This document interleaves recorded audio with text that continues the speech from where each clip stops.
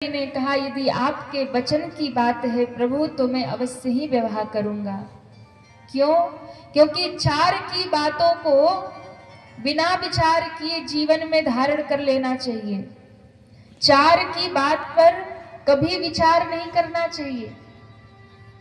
चार की बातों पर जो विचार करके काम करता है उसका कभी कल्याण नहीं होता है। कौन चार? बाबा कहते हैं कि मात पिता गुरु प्रभु के बानी। मात पिता गुरु प्रभु के बानी। बिना ही विचार करे शोभ जानी। बिन ही विचार करे शोभ जानी। मात पिता गुरु प्रभु के बानी।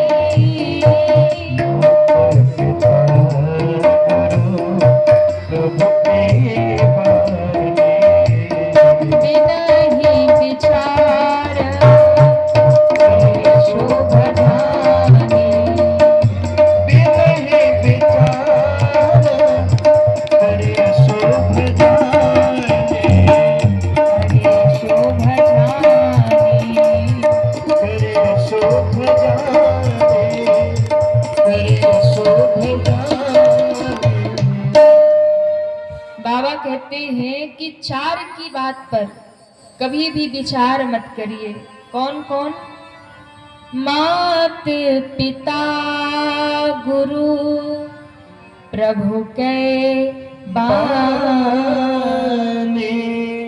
माता पिता गुरु और प्रभु, इन चार की वाणी पर, इनके मुख से जो निकल जाए, शिष्य को, पुत्र को, भक्त को बिना कुछ सोचे उसे जीवन में उतार लेना चाहिए, उसका कल्याण हो जाएगा।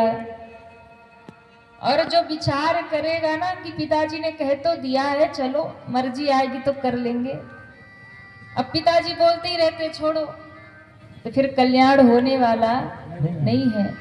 मात पिता गुरु प्रभु के बानी, इनके सिवा दुनिया में और किसी का सुनना भी नहीं चाहिए।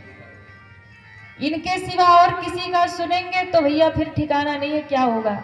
लेकिन इन चार की अगर सुनेंगे तो ये निश्चित है कि जो चार की बातों पर विचार किए बिना ही भरोसा कर लेगा, कर डालेगा, उसका निश्चित ही संसार में कल्याण ही कल्याण होगा। राम जी को कहा, प्रभु मैं अवश्य विवाह करूंगा। माँ के प्रेम की परीक्षा ली गई। माँ ने कहा, सप्तऋषियों को जन्म कोटि लगी रगर हमारी। बरौ शंभुनत